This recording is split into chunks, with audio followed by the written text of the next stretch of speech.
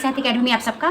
तो आज हम लोग पढ़ेंगे आधुनिक काल में द्विवेदी युग। द्विवेदी युग में हमने कई कवियों को पढ़ लिया, जैसे रामचरितोपाध्याय हो गए, आपके मैथिली चंद्रगुप्त हो गए, और इसके बाद आज हम लोग पढ़ेंगे नाथूराम शर्मा को और गया प्रसाद शुक्ल स्नेही जी को। तो चलिए बिना देरी किए आज हम लोग शुरू करते हैं। तो चलिए सबसे पहले हम लोग पढ़ेंगे नाथूराम शर्मा जी को। नाथूराम शर्मा, नाथूराम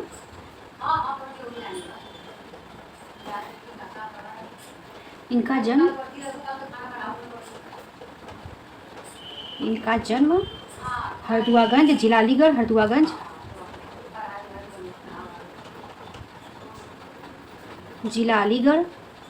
जिला अलीगढ़ में सन 1849 ईस्वी में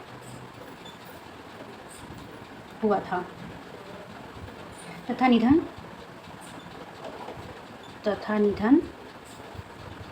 कहाँ हुआ था, कब हुआ था?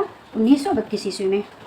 1932 ईस्वी में इनका जन्म हरदुआगंज, जिला अलीगढ़ में सन 1849 ईस्वी में हुआ था तथा निधन 1932 ईस्वी में। तो क्या देखते हैं, जब ये 13 वर्ष के थे तो अपने मित्र पर एक दोहा लिखे थे। जब ये 13 वर्ष के थे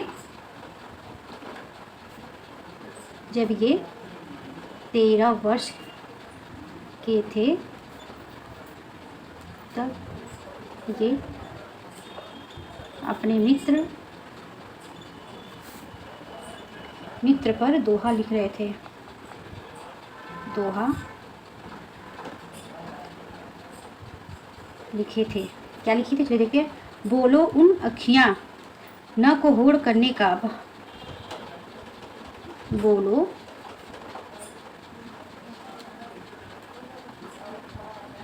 उन अखियाँ को होड़ करने का अब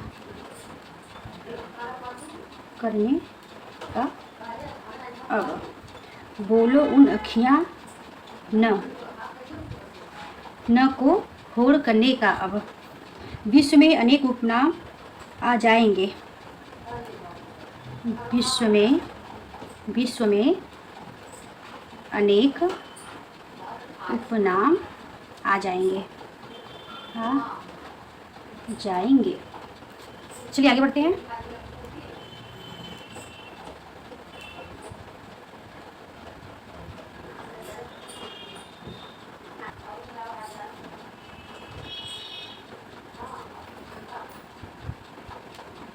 कानपुर के ये भारतेंदु मंडल के प्रसिद्ध कवि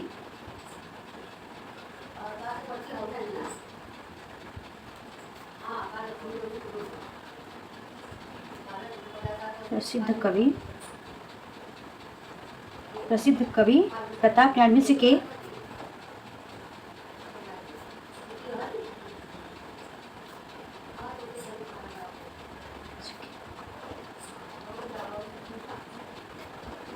सानिध्य में, प्रताप नारायण के मिश्र के सानिध्य में आए और उनकी रचना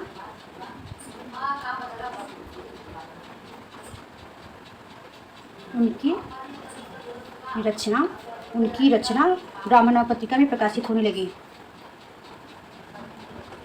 ब्राह्मण नामक पत्रिका में प्रकाशित होने लगे।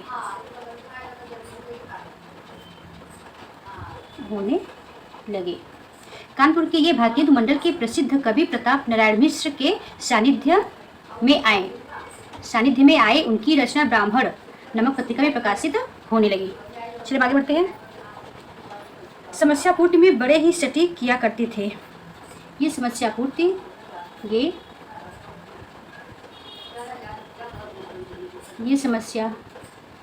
पूर्ति बड़े ही सटीक किया करते थे। चलिए आगे बढ़ते हैं। महावीर प्रसाद द्विवेदी की सरस्वती पत्रिका में इनकी पहली रचना अतिशयोक्ति की रचना प्रकाशित हुई थी। महावीर प्रसाद द्विवेदी की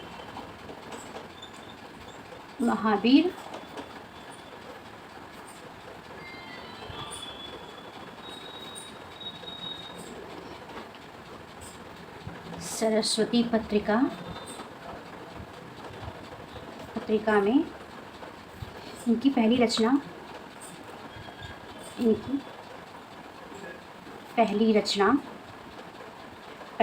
क्या थी? अतिशयोक्ति रचना प्रकाशित हुई। इस पर समझ सकता है कि महावीर प्रसाद द्विवेदी की पत्रिका सरस्वती में नाथूराम शर्मा की पहली रचना कौन सी प्रकाशित हुई थी? तो अतिशयोक्ति। चलिए आगे बढ़ते हैं। नाथूराम को अतिशयोक्ति का बादशाह कहा जाता है। जैसे प्रश्न हो सकता है कि अतिशयोक्ति का बादशाह किसे कहा जाता है? तो नाथूराम शर्मा को। चलिए इसको भी लिख लेते हैं।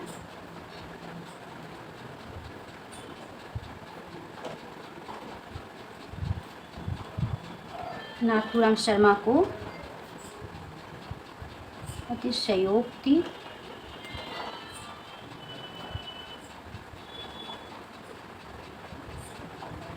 बादशाह कहा जाता है।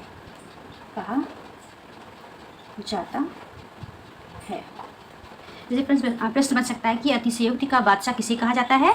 तो नाथूराम शर्मा को। चलिए कि महत्वपूर्ण पंक्ति देखते हैं। झारेंगे अंगारे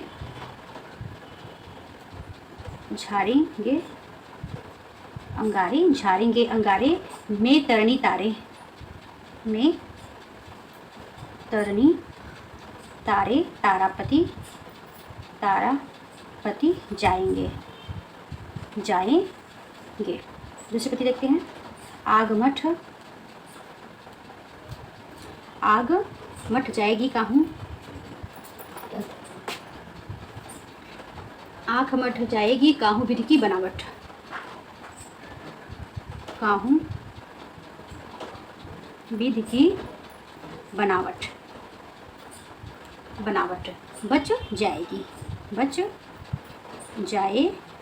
बच जाएगी। लोभ पय वियोग। दूसरा देखते हैं। लय पय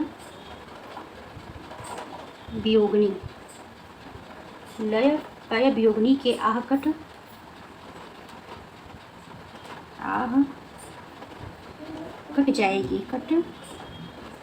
जाएगी। क्या है? लय पय वियोगनी के आह कट जाएंगे। आगे देखते हैं क्या है। लोग तत्कालिक समाज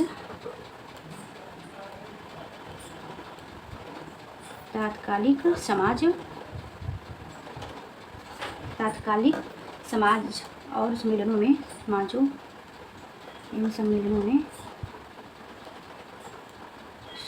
में इनकी धूम थी, इसलिए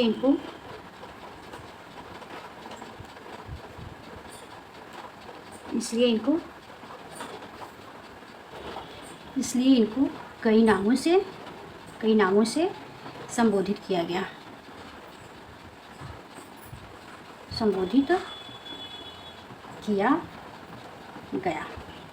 चलिए देखते हैं उनके कौन कौन से उपनाम हैं। एक तो है कविता कामनी कांत।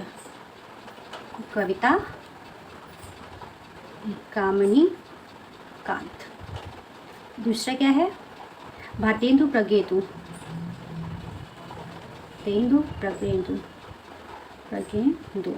तीसरा उपनाम क्या है? साहित्य सुधाकर।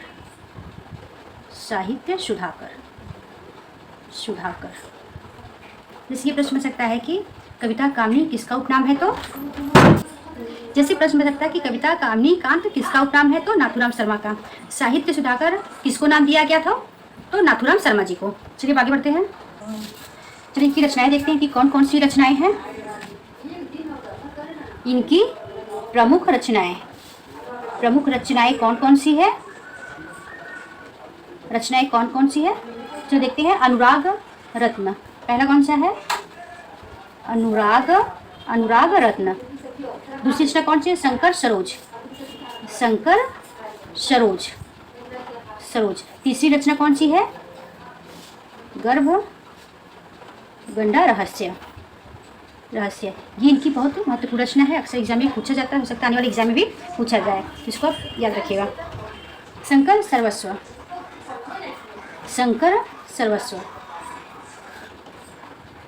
कवि व चित्रकार, कवि व चित्रकार, चित्रकार, कवि और चित्रकार। गीत, गीत गुंज, गीत गुंज, ये इनकी महत्वपूर्ण रचनाएं हैं, तो इसको आप अच्छे से याद रखिएगा। चलिए आगे देखते हैं। इनकी रचना काव्य सुधारक, रसिक, मित्र एवं ब्राह्मण नामक पत्रिका में प्रकाशित होती थी। जैसे प्रश्न पूछ सकता है कि नाथूराम शर्मा की रचनाएं कहाँ प्रकाशित होती थी, तो काव्य सुधारक कहाँ प्रकाशित होती थी, तो रसिक, मित्र एवं ब्राह्मण नामक पत्रिका में। चलिए इसको भी लिख लेते हैं। इनकी रचनाएं, इनकी रचनाएं, इनकी रचनाएं सुधारक, सुधारक, सुधारक, रसिक, रसिक, मित्र, रसिक, मित्र एवं ब्राह्मण, ब्राह्मण नामक पत्रिका में प्रकाशित होता था, नामक पत्रिका में प्रकाशित होता था, प्रकाशित होता था, होता था। चलिए आगे बढ़ते हैं। अब इनका गर्भगंडा रहस्य प्रबंध काव्य है।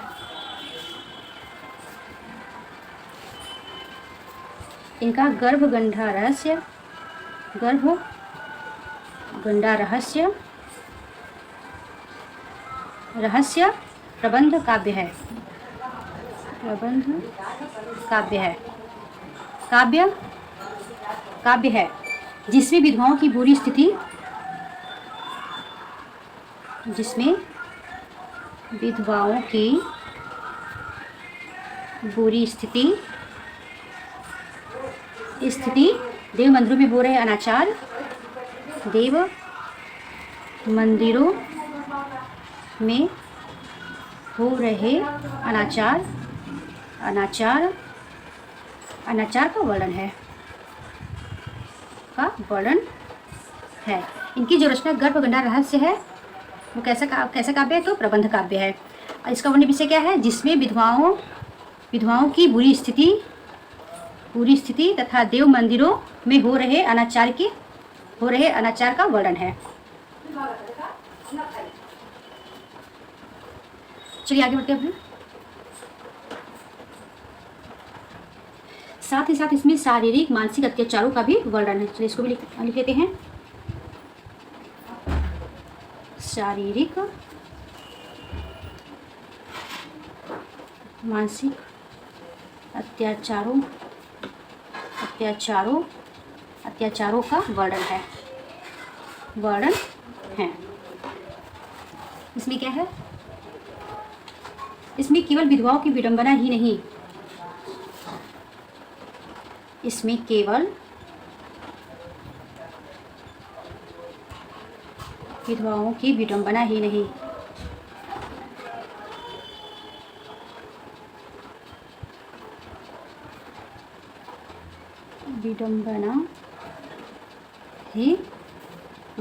विडंबना ही नहीं, अछूतोद्धार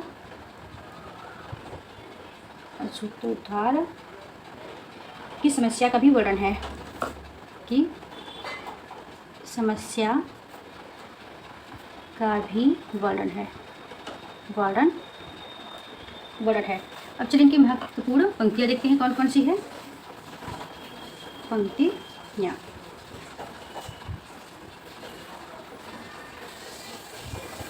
चूको भले भोग भोगी बनो, चूको भले भोग भोगी बनो, किसी बेढ़नी के वियोगी बनो, किसी बेढ़नी के वियोगी बनो, दूसरी पंक्ति देखते हैं। झड़ी झाड़ झड़ी धार छैल झबीले बनो, झड़ी धार छैल छल छबीले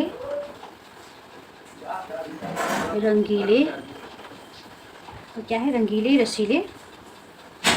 रसीले फबीले बनो, फबीले बनो। इसमें पंक्ति क्या है, देशभक्त वीरों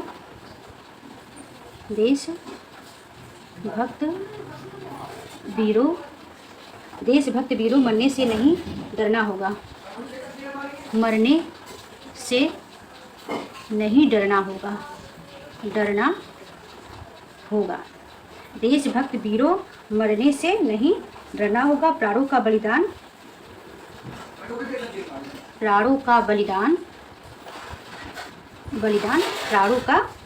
बलिदान देश की वेदी पर करना होगा, देश की वेदी पर करना होगा।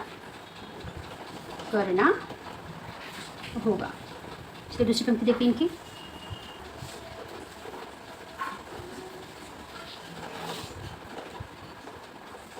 धड़क भुला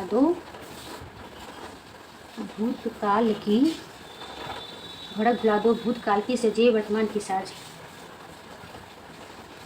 साजिए वर्तमान की साज फैशन करे इंडिया भर में गॉड बनो ब्रजराज, गॉड बनो ब्रजराज। अब इनकी हो गई नाथूराम शर्मा की महत्वपूर्ण पंक्ति। नाथूराम शर्मा को लोग पढ़ के समाप्त कर लिए हैं। अब इसके आगे हम लोग इसके आगे पढ़ेंगे नाथूराम शर्मा को पढ़ लिए, तो इसके आगे आज हम लोग पढ़ेंगे गया प्रसाद शुक्ल स्नेही जी को। तो चलिए अब इनके बारे में जानते हैं, उनकी रचनाएं, उनकी जन्म क्या क्या है, क्या क्या रचनाएं हैं, कब इनका जन्म हुआ, कहाँ हुआ, उनके उपनाम क्या है, इसी क्लास में देखेंगे। तो चलिए देखते हैं गया प्रसाद शुक्ल स्नेही। गया प्रसाद शुक्ल स्नेही। चलिए इनको पढ़ने के पहले एक बार जितना इसके पहले हम लोग पढ़ लिए हैं उसका एक बार रिवीजन कर लेते हैं। चलिए सबसे पहले देखते हैं नाथूराम शर्मा जी के एक बार रिवीजन करते हैं फिर से। नाथूराम शर्मा, इनका जन्म हरदुआगंज जिला अलीगढ़ में सन 1949 ईस्वी में हुआ था तथा निधन 1932 ईस्वी में। जब ये 13 वर्ष के थे तब ये अपने मित्र के लिए दोहा लिखे, बोलो उन अखियान को होड़ करने का अब विश्व में अनेक उपनाम आ जाएंगे। ये अपने मित्र के लिए दोहा लिखे थे नाथूराम शर्मा ने। कानपुर के ये भारतीय अनुमंडल के प्रसिद्ध कवि प्रताप नारायण मिश्र के सानिध्य में आए। उनकी रचना ब्राह्मण नामक पत्रिका में प्रकाशित होने लगी थी।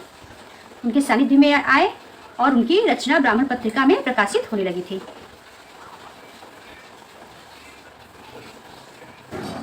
ये समस्या पूर्ति बड़े ही सटीक किया करते थे। महावीर प्रसाद द्विवेदी की सरस्वती पत्रिका में इनकी पहली रचना अतिशयोक्ति की रचना प्रकाशित हुई थी। इस प्रश्न हो सकता है कि अतिशयोक्ति की रचना किसकी पत्रिका में प्रकाशित हुई थी, तो महावीर प्रसाद द्विवेदी की पत्रिका जो थी सरस्वती पत्रिका में। नाथूराम शर्मा को अतिशयोक्ति का बादशाह कहा जाता है। झाड़ेंगे अंगारे में तरनी तारे तारापति जाएंगे, आग दूसरी पंक्ति आग मट जाएगी, काहू भी दिखा बनावट बच जाएगी, लय पय वियोगनी के आह कट जाएंगी। तथ्य देखते हैं, तात्कालिक समाज एवं सम्मेलनों में इनकी धूम थी, इसलिए इनको कई उपनामों से संबोधित किया गया।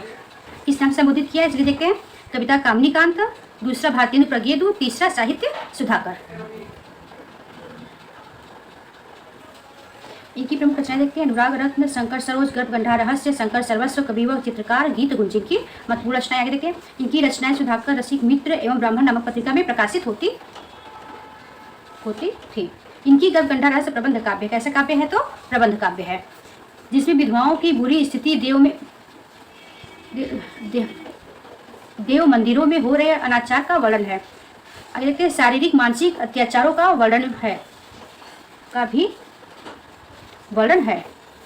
इसमें केवल विधवाओं की विडंबना ही नहीं, अछूतोद्धार की भी समस्या का वर्णन है। अब इनकी महत्वपूर्ण पंक्तियां देखते थे, क्या क्या था, चूको भले भोग भोगी बनो, किसी बेढनी के वियोगी बनो, झड़ी झाड़ छैल छबीले बनो, रंगीले रसीले फबीले बनो, देशभक्त वीरों मरने से नहीं डरना होगा, प्राणों का बलिदान देश की वेदी पर करना होगा। दूसरी पंक्ति इनकी क्या थी? भड़क बुला दो भूतकाल की, साजिए वर्तमान की साज, फैशन करे इंडिया भर में, गौर बनो ब्रजराज। अब चलिए आगे शुरू करते हैं हम लोग। गया प्रसाद शुक्ल स्नेही जी को देखते हैं। गया प्रसाद शुक्ल, इनका जन्म 1883 में, निधन कब हुआ था?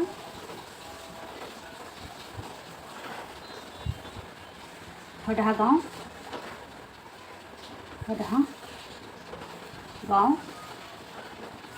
उन्नाव में हुआ था। आगे देखिए इनकी प्रथम रचना,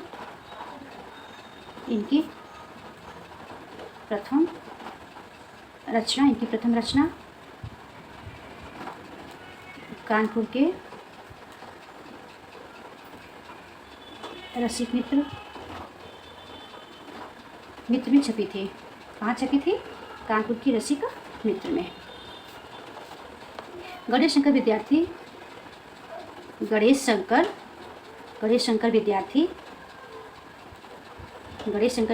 के प्रताप नामक पत्रिका में स्नेही जी की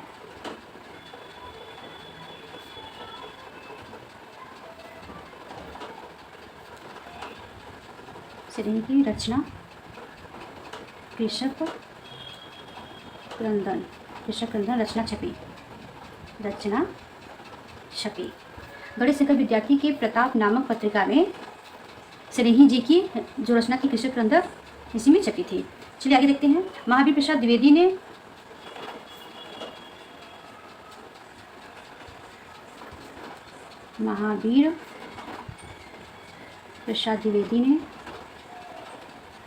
ने इसे पढ़ा और तभी से स्नेही जी को सरस्वती पत्रिका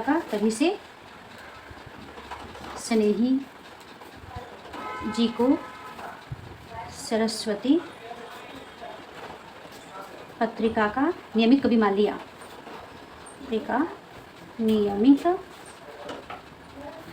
स्नेही जी को सरस्वती पत्रिका का नियमित कवि मान लिया।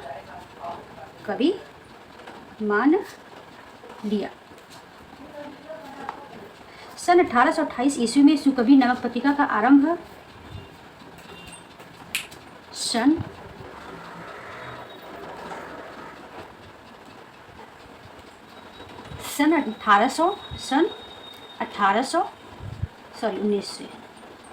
1900 से 28 ईस्वी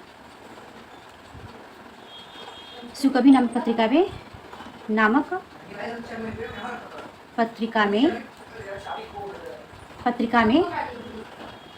पत्रिका का आरंभ स्नेही जी ने किया।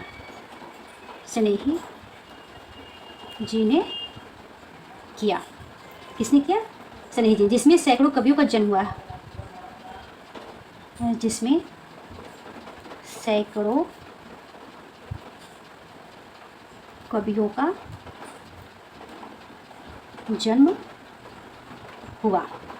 जिसमें सुविख्यात अनूप शर्मा इनके शिष्य के रूप में हुए।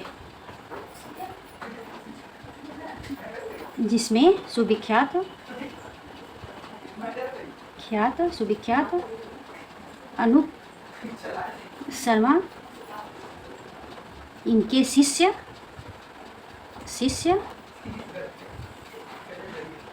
के रूप में हुए।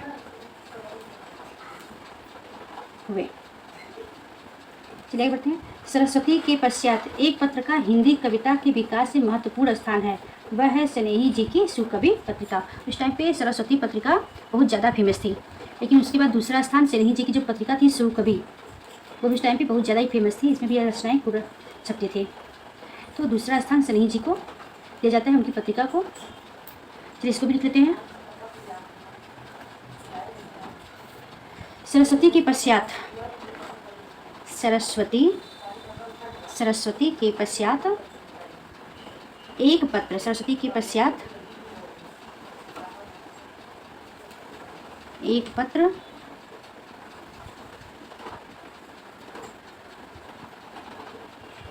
हिंदी, सरस्वती के पश्चात एक पत्र का हिंदी कविता के विकास में महत्वपूर्ण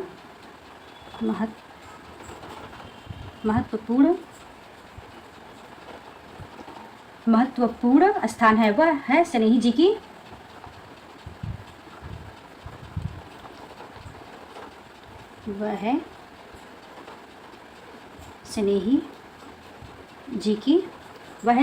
की सुकवि पत्रिका।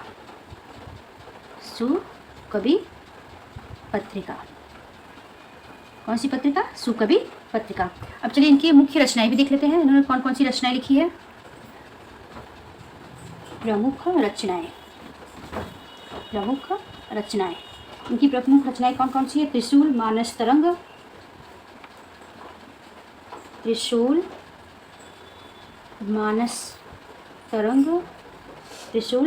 कृषक रंधा, करुण भारती, कृषक क्रंदक, ये बहुत ही महत्वपूर्ण रचना है, इसको आप मुश्किल लीजिए। कुसुमांजलि,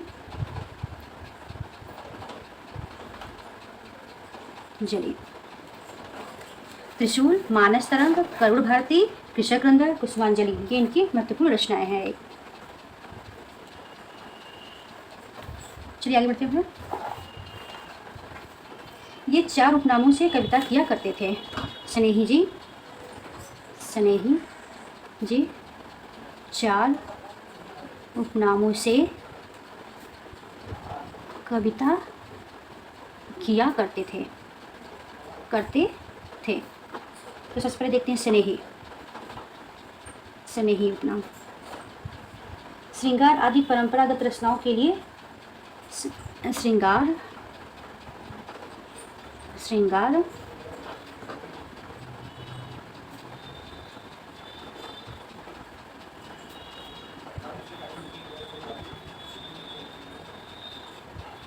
के लिए स्नेही उपनाम का प्रयोग खड़ी बोली में करते थे।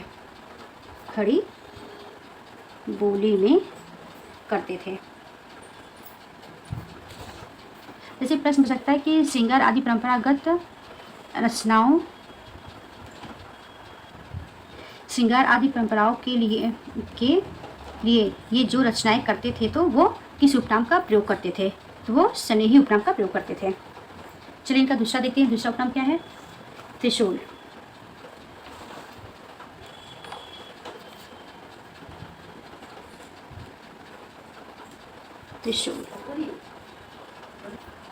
और राष्ट्रीय भावनाओं के लिए त्रिशूल उपनाम का प्रयोग करते थे। राष्ट्रीय भावनाओं के लिए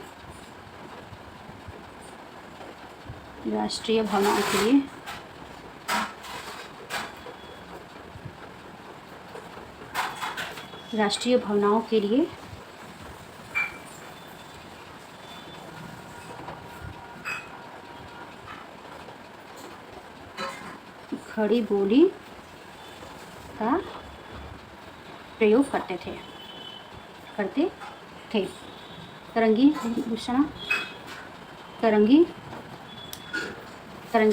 यह व्यंग्यपरक रचनाओं के लिए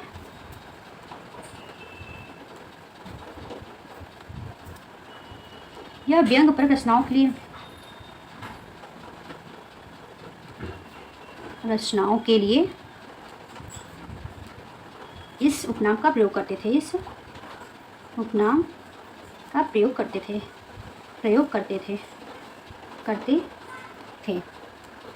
अलमस्त,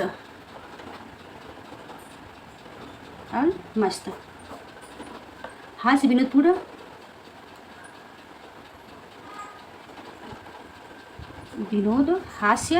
विनोदपूर्ण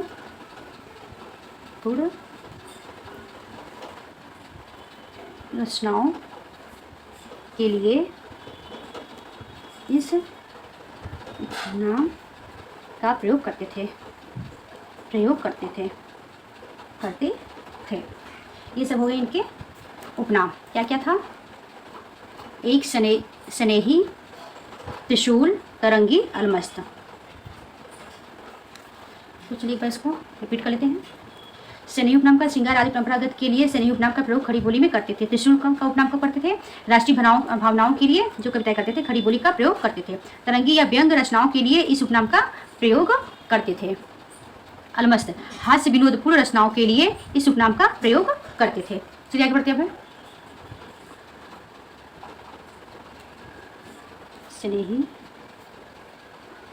स्नेही जी को साहित्य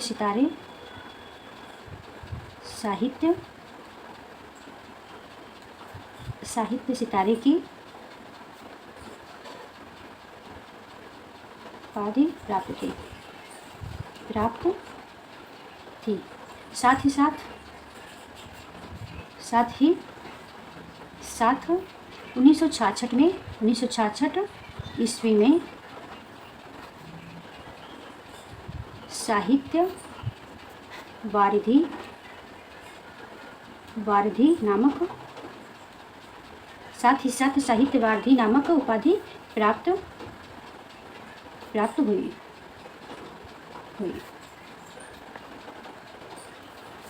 अच्छा, रामचंद्र शुक्ल ने गया प्रसाद शुक्ल के विषय में क्या कहा है? चलिए देखते हैं।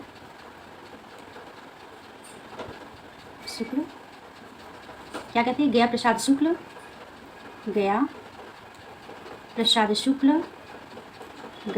शुक्ल भावुक और सरस हृदय का ये कवि थे। भावुक एवं सरल हृदय के कवि थे। जैसे प्रश्न पूछ सकता है कि गया प्रसाद शुक्ल स्नेही जी को किसने भावुक एवं सरल हृदय का कवि कहा था? तो किसने कहा था? आचार्य रामचंद्र शुक्ल जी ने कहा था। आगे बढ़ते हैं।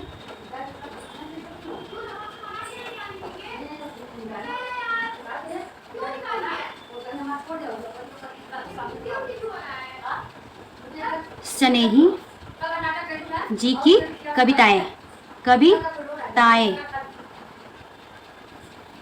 नंबर 1 कौशल्या विलाप। दूसरा अशोक वाटिका में सीता। अशोक वाटिका में सीता। तीसरा शैल्या विलाप।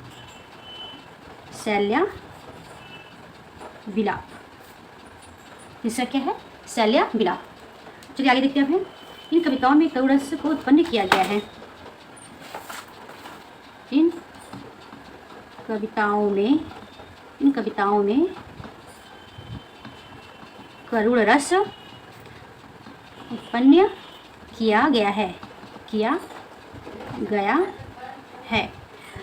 स्नेही जी की कविताएं कौशल्या विलाप, अशोक वाटिका में सीता, शैल्या विलाप, और इन कविताओं में करुण रस उत्पन्न किया गया है। आगे बढ़ते हैं। सन 1917 ईस्वी में रूस की क्रांति के समय, चलिए लिख लेते हैं इसको। सन 1917 में रूस की क्रांति के समय साम्यवाद के जन्म पर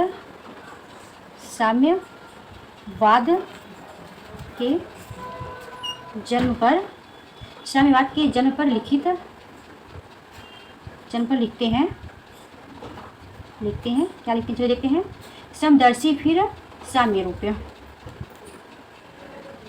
समदर्शी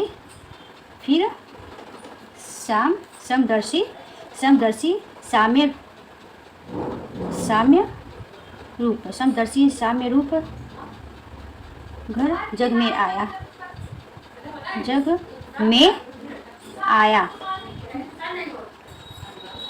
समता का संदेश गया, घर घर पहुंचाया। समता का संदेश संदेश घर घर पहुँचाया। समता का संदेश घर घर पहुँचाया। धनी रंग का ऊंच नीच, धनी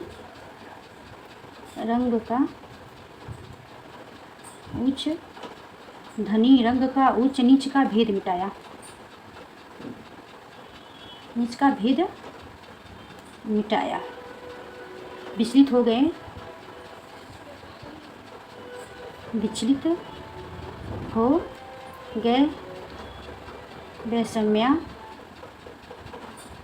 बेसम्या रोया बहुत चिल्लाया।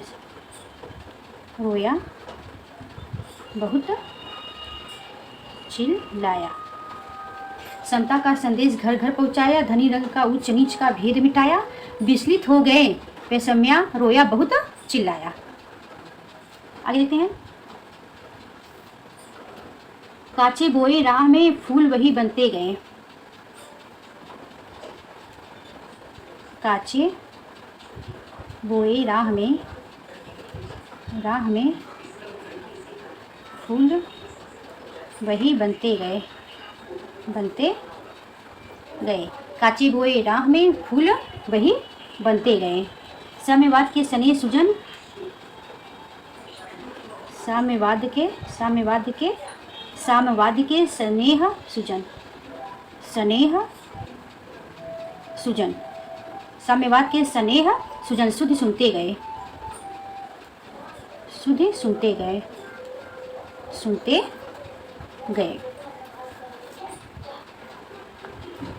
आगे देखते हैं। स्नेही जी को उर्दू के ब्राह्मणों का अच्छा ज्ञान था। स्नेही जी को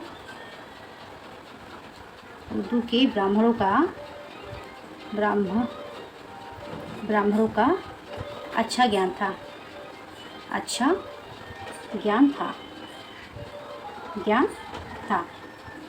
एक सवैया में इन्होंने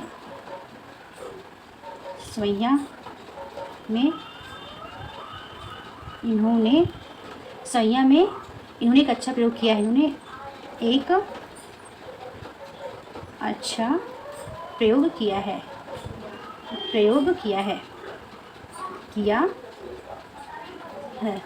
चलिए देखते हैं क्या लिखे हैं सवैया में।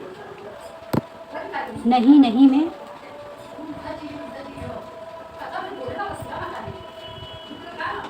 नहीं मैं नहीं साफ है।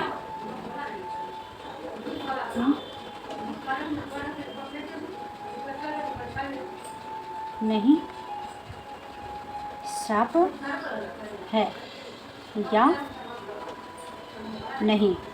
हाँ कहिए कि नहीं कह दीजिए। हाँ कहिए कि ना कह दीजिए।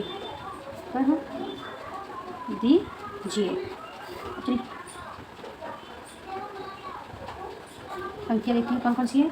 जो भरा नहीं भावों से, जो भरा नहीं भावों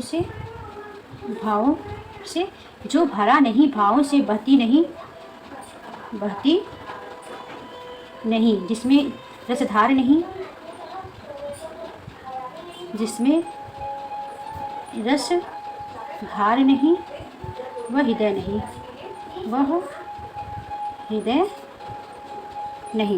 वह हृदय नहीं। पत्थर जिसमें स्वदेश का प्यार नहीं। पत्थर है जिसमें स्वदेश का प्यार नहीं। जिसको न निज गौरव, जिसको न निज गौरव तथा निज देश का अभिमान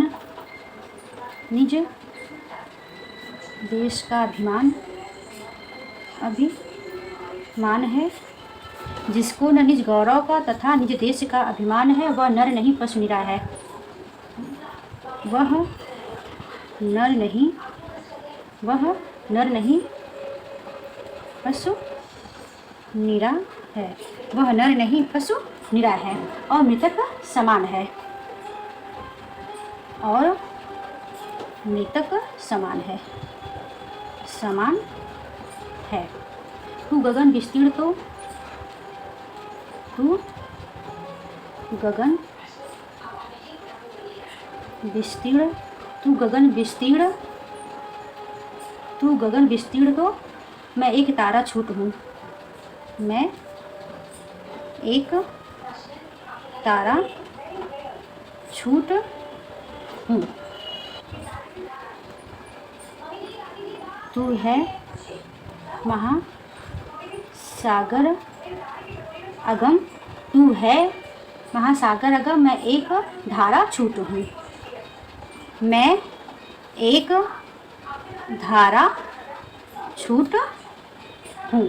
तू है महानद अतुल्य तो, तू है महानद अतुल्य तो, अतुल्य तो एक बूंद समान हूँ, एक बूंद समान हूँ, समान हूँ। तू है मनोहर गीत तो, तू है मनोहर, तू है मनोहर गीत तो, तू है मनोहर गीत तो मैं एक उसकी तान हूँ, तो मैं एक उसकी तान हूँ। कठिन है परीक्षा न रहने दे, कठिन है परीक्षा, कठिन है परीक्षा न रहने कष्ट दो, न अन्याय के आगे तुम झुकने सर दो, न न्याय के आगे झुकने सर दो। आगे देखते हैं। यहीं ऐसे जख्मों का यहीं ऐसे जख्मों का है एक मरहम, है एक मरहम, असहयोग कर दो, असहयोग कर दो, योग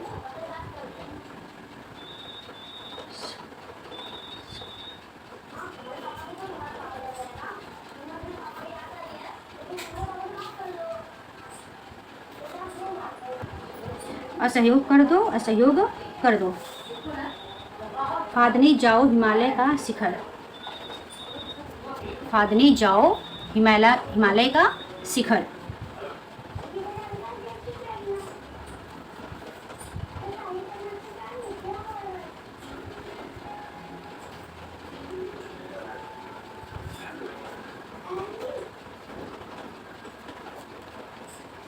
लवण बनकर सिंधु की तुम, लवण बनकर सिंधु की तुम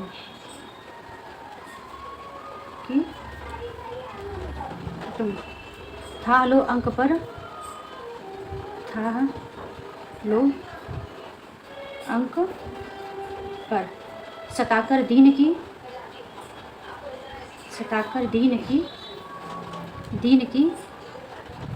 मत आह लो,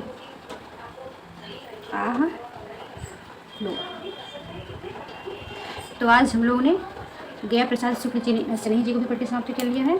तो चलो जितना हम लोग पढ़े हैं उसका एक बार रिवीजन कर लेते हैं फिर से। गया प्रसाद शुक्ल स्नेही जी, इनका जन्म 1883 ईस्वी में हड़हा गांव उन्नाव में हुआ था। इनकी प्रथम रचना कानपुर के रसिक मित्र में छपी थी। गणेश शंकर विद्यार्थी के प्रताप नामक पत्रिका में स्नेही जी को कृषक क्रंदन रचना छपी थी।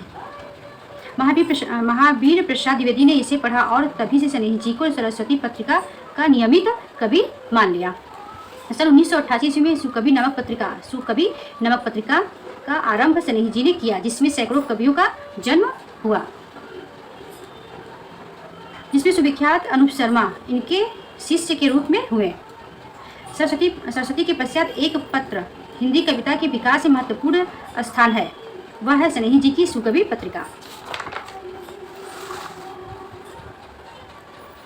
इनकी प्रमुख रचनाएं देखिए कौन कौन सी है। त्रिशूल,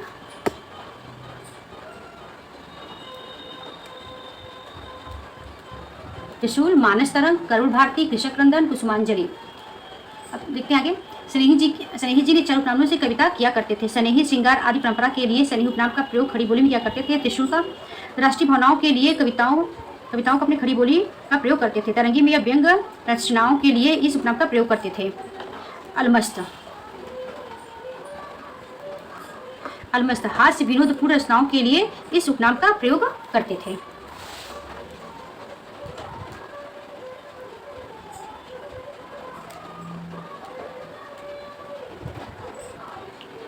स्नेही जी को साहित्य आचार्य की उपाधि प्राप्त थी। साथ ही साथ 1966 ईस्वी में साहित्य वारिधि नामक प्राप्त हुई।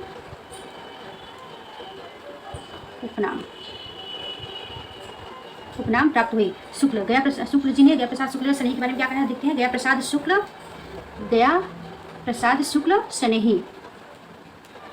स्नेही का उपनाम है।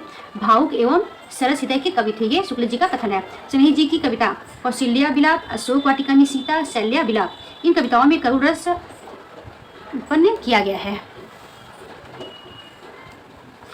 सन 1917 ईस्वी में रूस की क्रांति के समय साम्यवाद के जन्म पर लिखते हैं। समदर्शी फिर साम्य रूप घर जग में आया, समता का संदेश घर घर पहुंचाया, धनी रंग का उच्च नीच का भेद मिटाया, विचलित हो गए वैषम्या रोया बहुत चिल्लाया, काचे बोए राह में फूल वही बनते गए, साम्यवाद के स्नेह सुजन सुधि सुनते गए। स्नेही जी को उर्दू के ब्राह्मणों का अच्छा ज्ञान था। सवैया में इन्होंने एक अच्छा प्रयोग भी किया है। देखते क्या किया है।